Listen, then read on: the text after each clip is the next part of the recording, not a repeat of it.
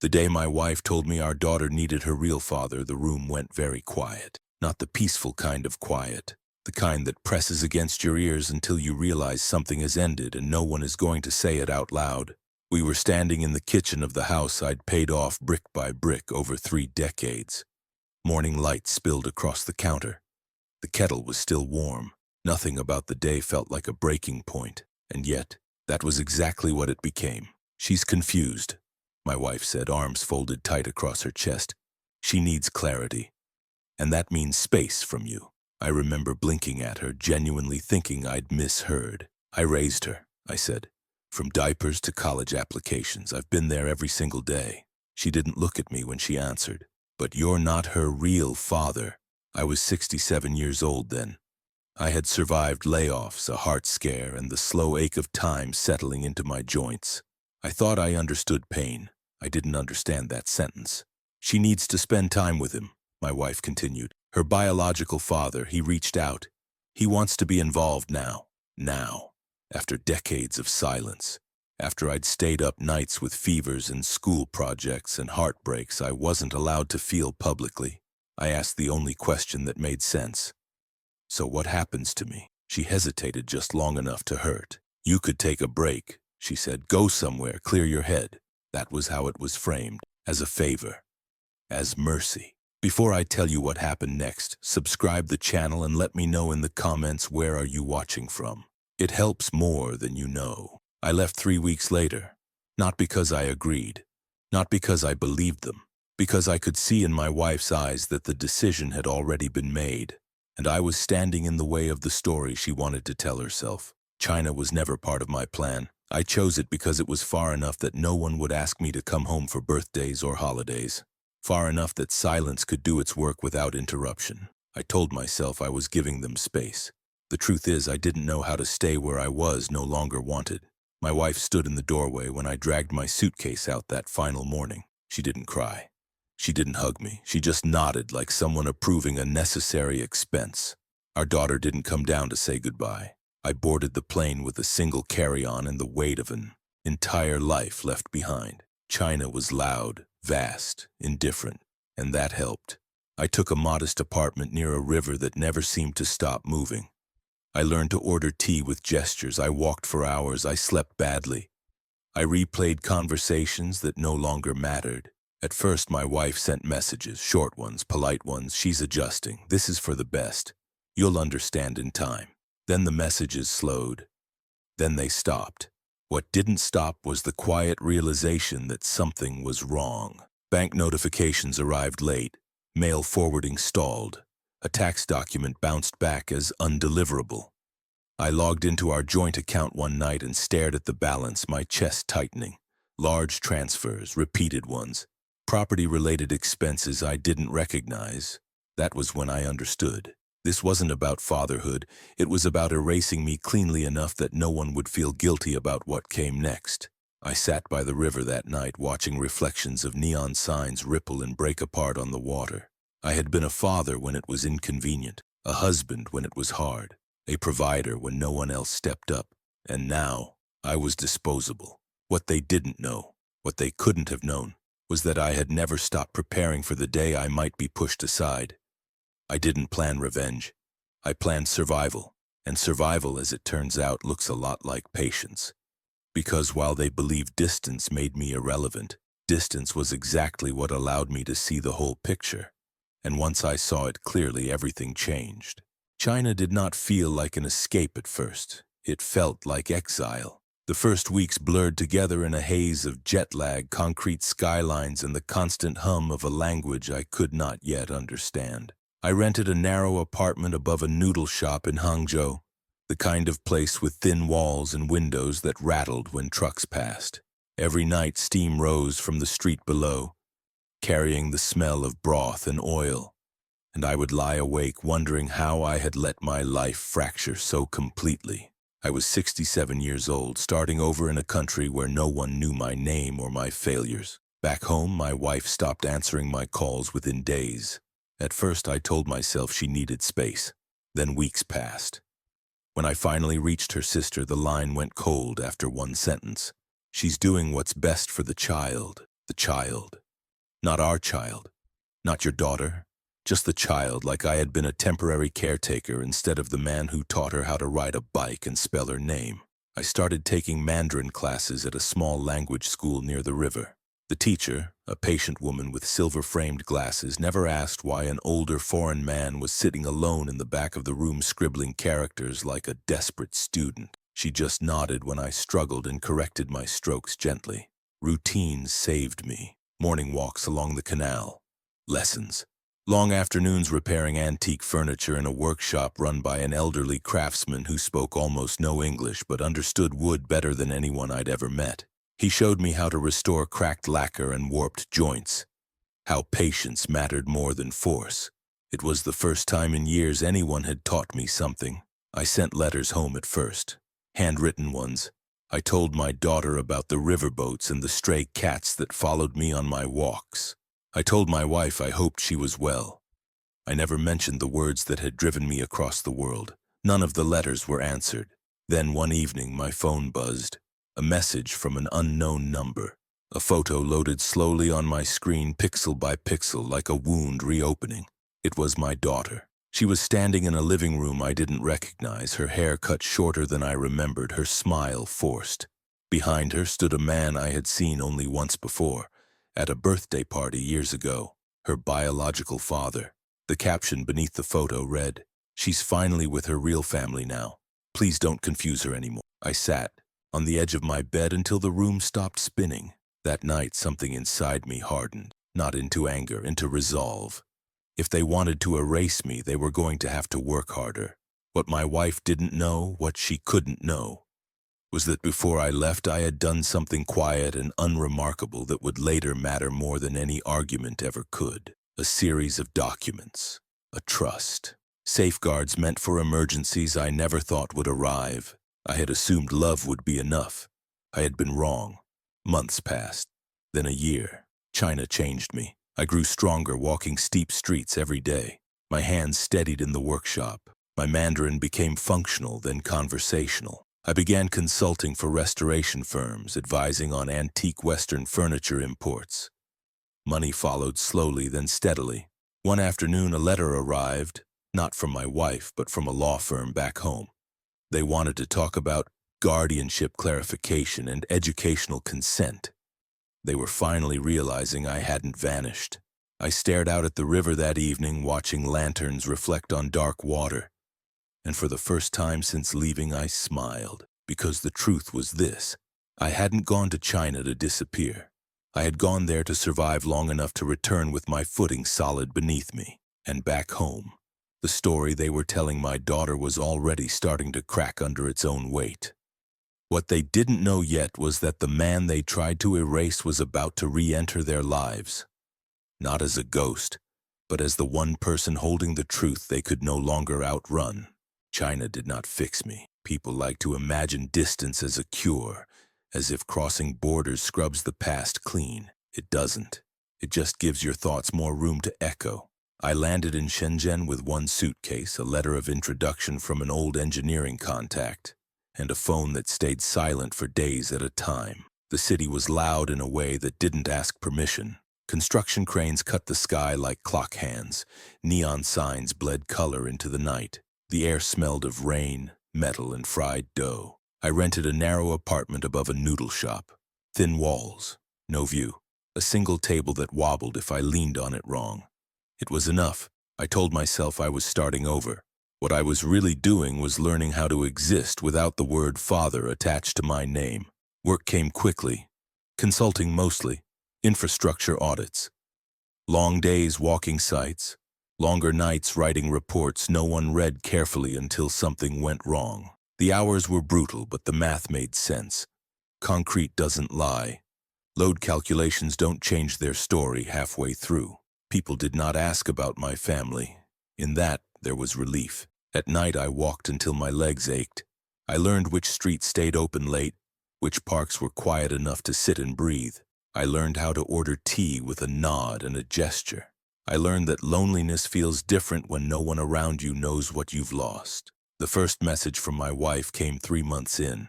It wasn't an apology. It was logistics. She wrote that our daughter was asking questions, that school forms needed signatures, that she hoped I was finding clarity, that she hadn't meant things to come out the way they did. She ended the message with, "You know I only want what's best for her." I stared at the screen until it dimmed. Best. That word again.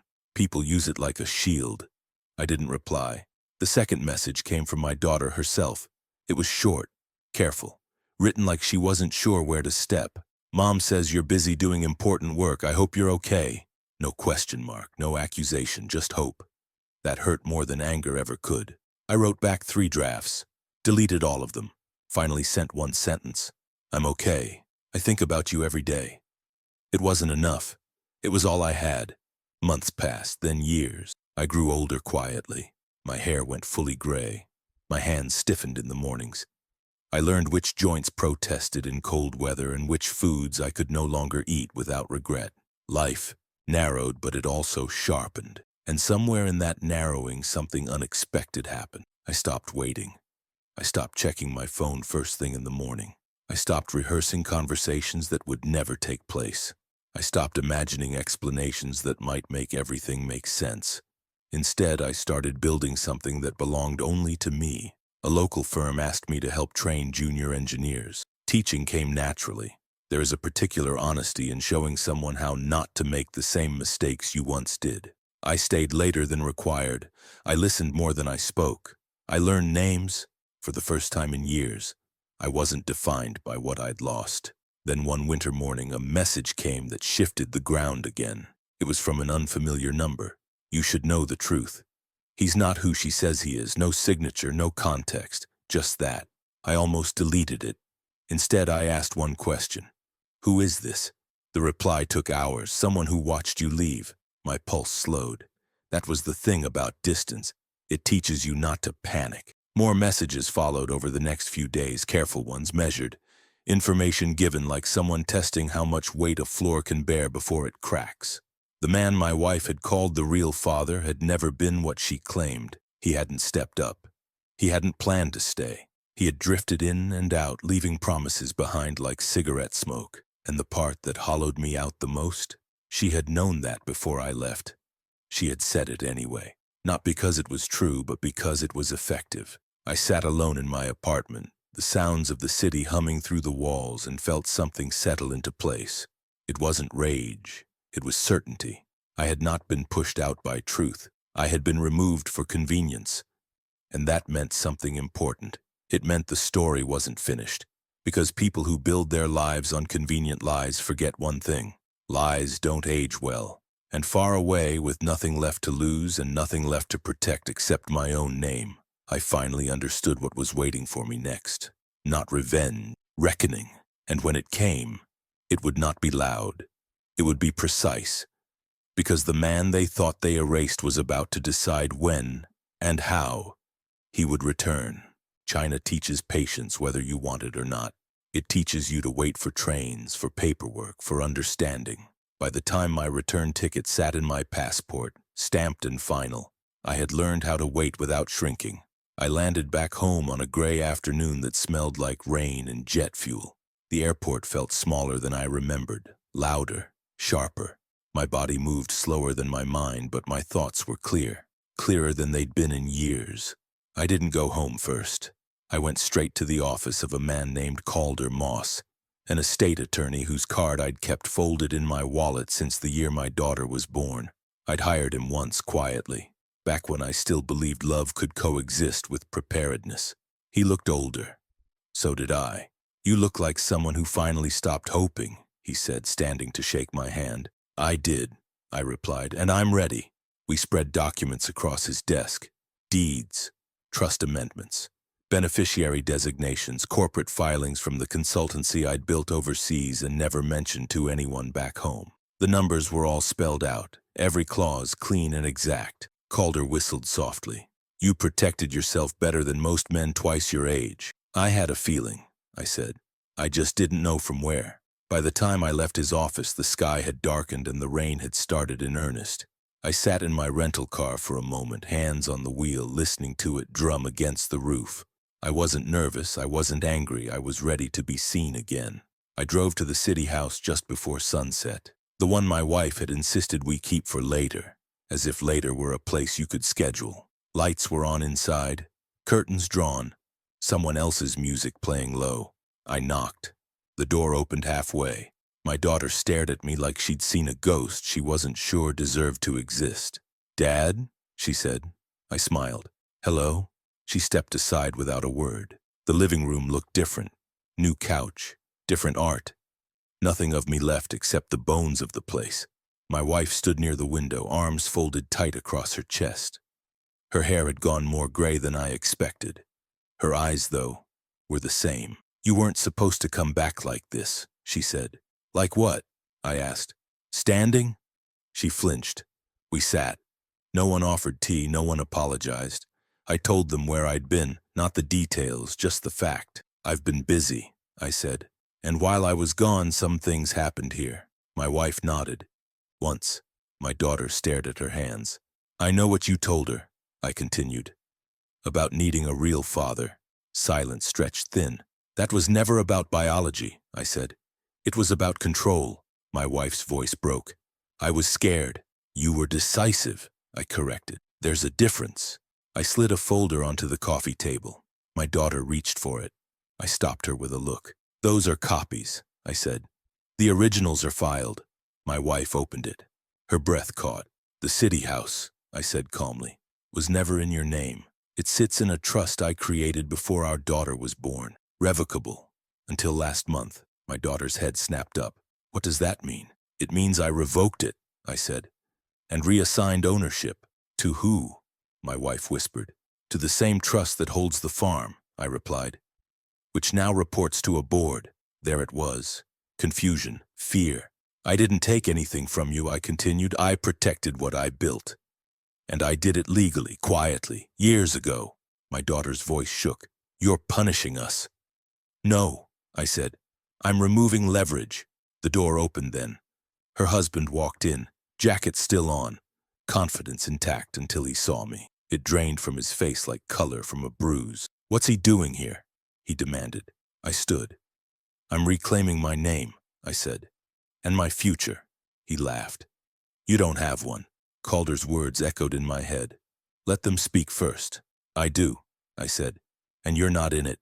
He lunged forward, anger flashing hot and careless. I didn't move. He stopped himself just short of touching me. "Smart enough." "Barely." "You think papers matter?" he sneered. "They're the only things that ever did," I replied. I left them there. The rain had stopped. The night felt clean, because the next step wasn't confrontation, it was consequence. And the people who thought they'd erased me were about to learn how expensive that mistake really was. By the time the letter from Shenzhen arrived, I had stopped waiting for apologies. It came folded inside a plain envelope, forwarded through a business contact I barely remembered giving my address to. The return name wasn't hers. It was the name of a law office I'd once consulted on a rainy afternoon when I was still trying to understand whether leaving had made me a coward or a survivor. I read the letter standing at my kitchen counter, steam rising from a mug I forgot to drink. She was contesting my return, not my money, not my absence, my presence. According to her filing, my reappearance after all those years was emotionally destabilizing for our daughter. According to her, I had forfeited any claim to involvement when I boarded that flight to China. According to her, the man she'd introduced as the real father had since passed away, but his legacy, his influence, was what mattered now. Legacy. I laughed once. Just once. Then I sat down, because that letter told me everything I needed to know. This was never about regret. It was about control. I called the number at the bottom of the page. The attorney who answered already knew my name. "We were wondering when you'd reach out," he said calmly. "There are complications." "There always are." He explained that while I had been gone physically, my financial trail hadn't vanished the way my wife seemed to believe.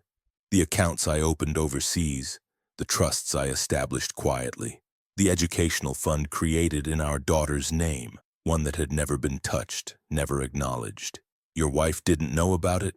he asked. "No," I said. "She wasn't supposed to." Silence stretched. "That changes things," he said carefully. I spent the next week pulling records from old digital vaults, documents stamped in cities my daughter had never seen, contracts signed under fluorescent lights while rain streaked down unfamiliar windows. I had built a life in China that wasn't loud, but it was solid. And more importantly, it was clean. No secrets. No lies dressed up as moral lessons. When my daughter finally agreed to meet me again, it wasn't at her apartment. It was at a public cafe near the river. Neutral ground, witnesses everywhere. She arrived tense, arms crossed, eyes scanning the room like she expected someone to stop her. I stood when she approached, not because I needed to, but because respect still mattered to me. "You look older," she said. "So do you," I replied gently. "That's how time works." She sat. I didn't reach for her. I let the silence breathe. "Mom says you're trying to interfere," she said finally.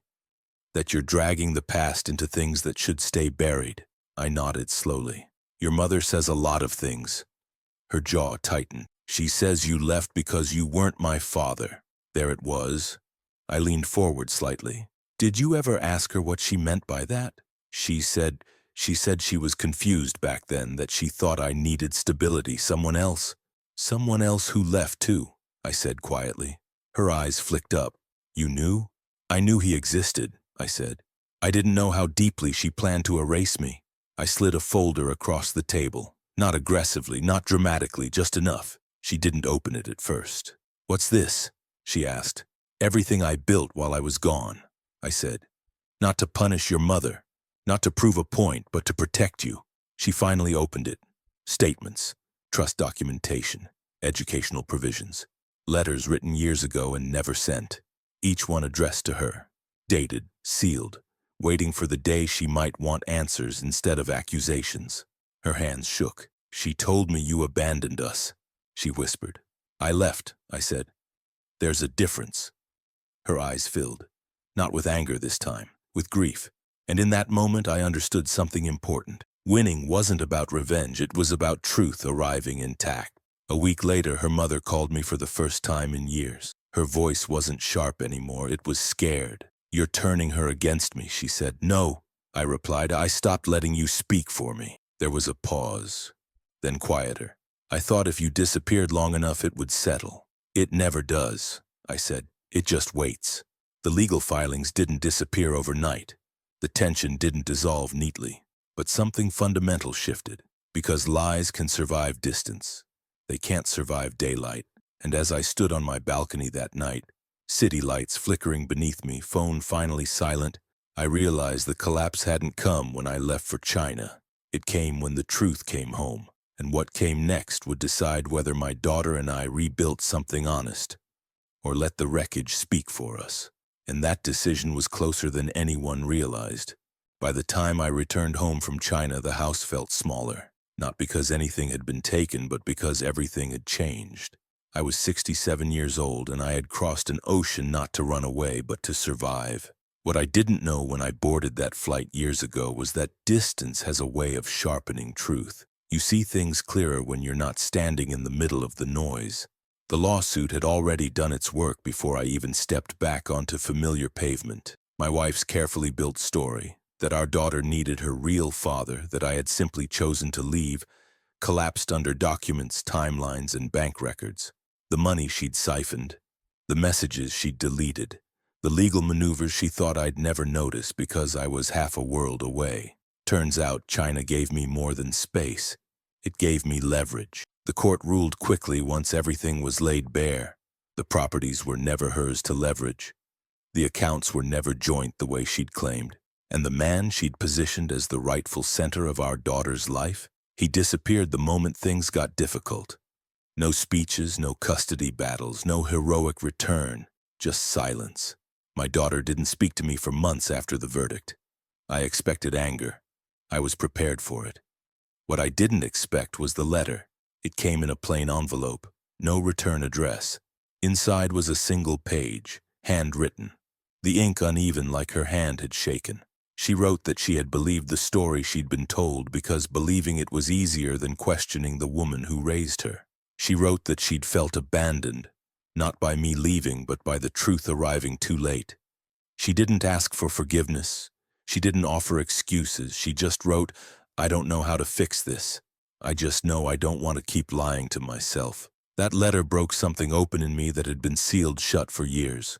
We met a few weeks later at a quiet cafe halfway between our cities. No lawyers, no speeches, just two people sitting across from each other trying to figure out what was left after everything burned down. She looked older, not aged, just aware. She asked me why I hadn't fought harder back then, why I'd left it all. I told her the truth, because I loved her enough not to turn her childhood into a battlefield. Because staying would have meant teaching her that screaming and tearing each other apart was normal. Because sometimes the only way to keep a piece of yourself intact is to step away before you're completely erased. She cried then. Not loudly, not dramatically, just quietly, like someone finally letting go of a weight they'd been carrying too long. We are not suddenly a perfect family now. We are careful. We are slow. We are learning each other again in small, deliberate steps. Short calls, longer pauses, honest conversations that don't try to fix everything at once. As for my wife, the woman who told me our daughter needed her real father, she lost more than property or money. She lost credibility. She lost control of the narrative. And perhaps worst of all, she lost the unquestioned loyalty she'd built her life around. The court didn't punish her the way revenge stories pretend it does. But life did something quieter and far more permanent. It moved on without her at the center. I live alone now in a modest place I chose for myself. No ghosts, no shouting, just space. Mornings with tea, evenings with books, a sense of ownership over my own breath. I don't hate her. Hate takes too much energy, and I spent enough years exhausted. What I have now is something better. Clarity. I know who I am. I know what I gave. And I know that walking away did not make me weak. It kept me alive long enough to tell the truth when it finally mattered. Some people think winning means taking everything back. For me, winning meant proving I was never disposable in the first place. And if you've been listening this far, subscribe to the channel and let me know in the comments what time it is where you're watching from. It helps more than you know.